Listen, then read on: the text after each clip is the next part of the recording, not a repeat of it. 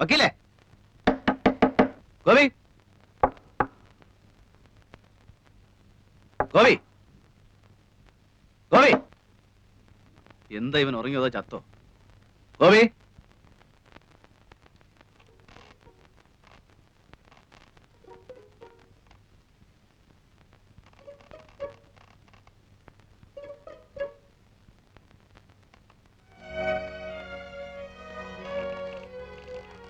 ചങ്കൂസ്, നിനക്കൊന്നും ആഹാരം വേണ്ടേ?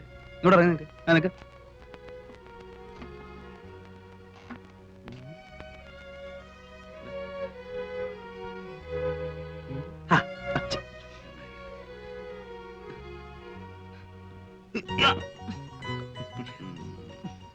എവിടെ പെണ്ണുമ്പിള്ള? എങ്ങനെ മുടി പിന്നീടിച്ചോ? അത് ചുമ്മാ വക്കീലത്തിന്റെ മോഹം കണ്ടാ അറിയാലോ.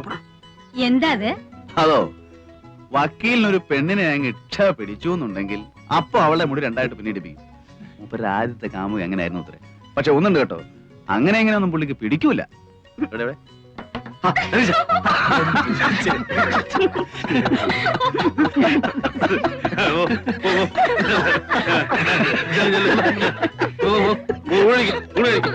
ഞാൻ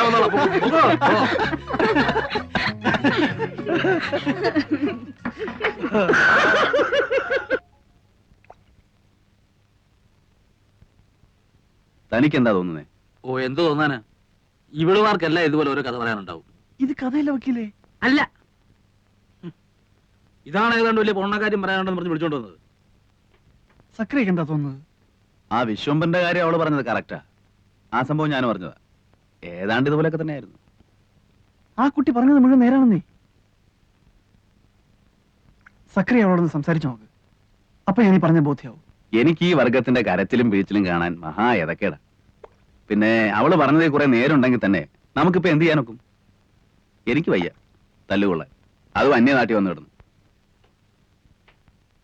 നീ നിന്റെ കാര്യം നോക്ക് ഹിലാലെ, വെറുതെ ബാക്കിയുള്ളവരെ കൂടെ പുലിവാലി പിടിപ്പിക്കാതെ.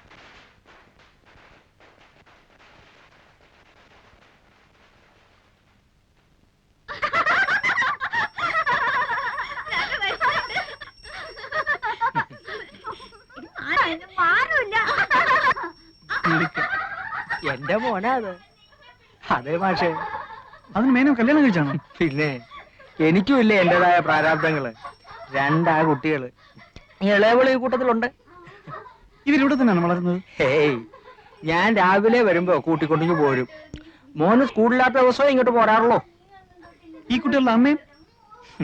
ഛേ, അവക്ക് ഈ പടി കയറുന്നതിന് അത്ര ഇഷ്ടമല്ല.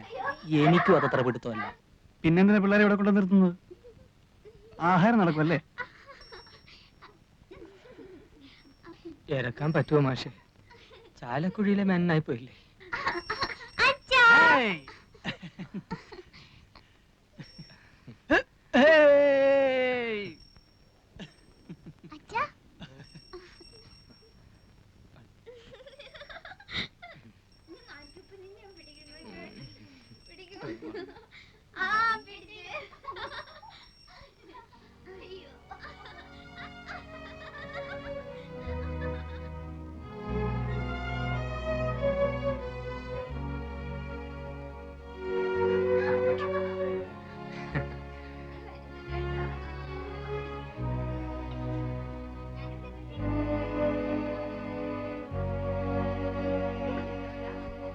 കണ്ടോ, ഈ പണ്ടാരം കാരണം കഴിഞ്ഞ ഒരാഴ്ചയായിട്ട് ഇവിടെ ഒരാൾക്കും സ്വൈര്യം ഇല്ലാണ്ടായിരുന്നു. ഇന്നിപ്പം മര്യാദയ്ക്ക് പോയി കാണേണ്ടവരെ കണ്ടു, ആളും മെരുക്കായി. അപ്പോഴും മാസ്റ്റർ അടുത്ത് ഇത്തിരി നേരം സംസാരിച്ചിരുന്നില്ലേ?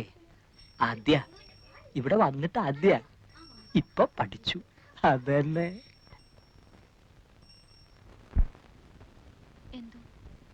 എനിക്കെന്തോ വിശ്വാസം വരുന്നില്ല. എന്റെ വാക്ക് കേട്ടിട്ട് നീ മനസ്സ് മാറ്റണ്ട. ആണായിട്ട് ഒരാളെയും വിശ്വസിക്കാൻ പേടിക്കുന്ന ഒരു മനസ്സാ എന്റേത്. അതുകൊണ്ട് ഞാൻ പറയുന്നത് നീ അതുപടി എടുക്കണമെന്നില്ല. ആ മനുഷ്യൻ പറഞ്ഞത് കേട്ടപ്പോ എങ്ങനെയോ എനിക്ക് അയാളെ കുറച്ചൊക്കെ വിശ്വസിക്കാന്ന് തോന്നി. പക്ഷെ ഇതും പറഞ്ഞതിനെ പറ്റിക്കാൻ ഞാൻ അത്ര പൊട്ടിയൊന്നുമല്ല. ഇവിടെയുണ്ട്. എവിടെ പടക്കും? എവിടെ പടക്കത്തിന്റെ പൈസ? വൈകുന്നേരം പടക്കം കിട്ടിയാ പോരെ? വൈകുന്നേരല്ലേ വിഷു. പറ്റില്ല, പൈസ തന്നാ മതി, ഞങ്ങൾ വാങ്ങിച്ചോളാം.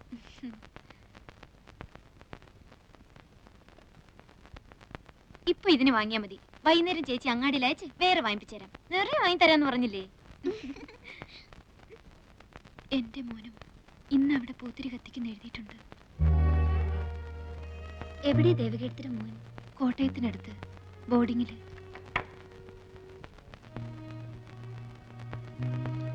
ദേ, ഇതാണ് എന്റെ മോൻ. മിടുക്കനാ പഠിക്കാൻ. ക്ലാസ്സിലെ ബെസ്റ്റ് സ്റ്റുഡന്റ് ആണ്. എവിടെ കുട്ടിയുടെ അച്ഛൻ?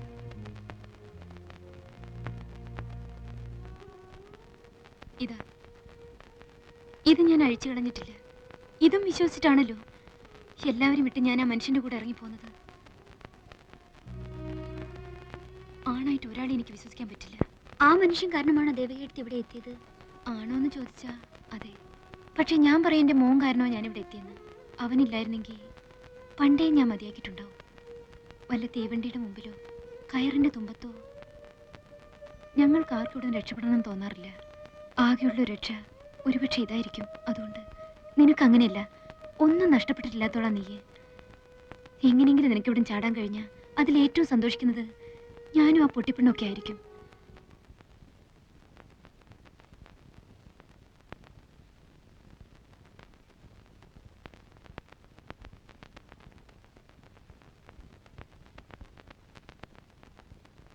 ആരാ അവിടെ?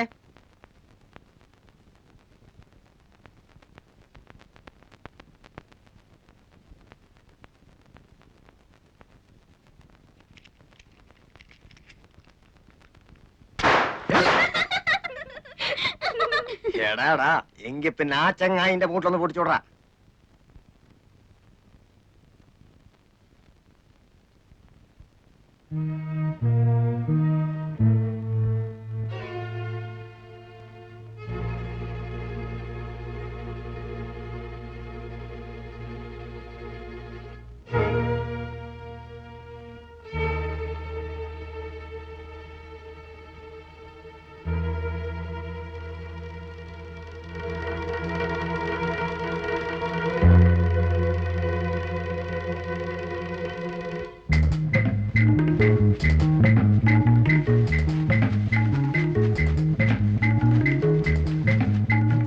കുട്ടി പോകുന്ന ആരെങ്കിലും കണ്ടിരുന്നോ?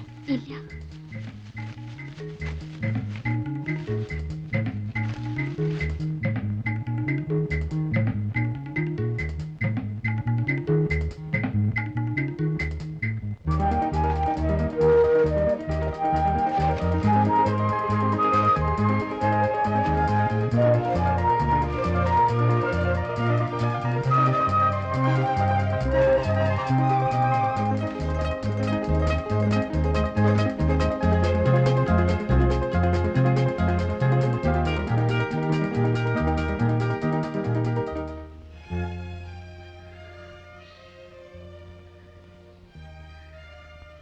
അക്കരെ എത്തിച്ചെന്നാ മതിയല്ലോ.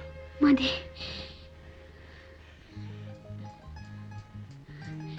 എനിക്കെന്ത് തരും? വീട്ടിൽ പോയിട്ട് വാപ്പയും ഉമ്മയായിട്ട് ആലോചിച്ചതിന് ശേഷം ഞാൻ വരും. അപ്പൊ ഒരു മറുപടി പറഞ്ഞാൽ മതി. ഉമ്മ പറയുന്ന പോലെ നടക്കൂ. ഉമ്മയും ഞാനും ഫ്രണ്ട്സിനെ പോലെ. വാപ്പയുടെ സമാധാനത്തിന് വേണ്ടിയിട്ട് ചിലപ്പോ ആമിനാന്നോ ഐഷാന്നോ പേരൊന്ന് മാറ്റേണ്ടി വന്നാല് വിരോധം ഉണ്ടാവില്ലല്ലോ. ഗൗരിക്കുട്ടിക്ക് വേണമെന്നുണ്ടെങ്കിൽ രഹസ്യമായിട്ട് ഞാൻ അങ്ങോട്ട് പേര് മാറ്റാം. വരൂ.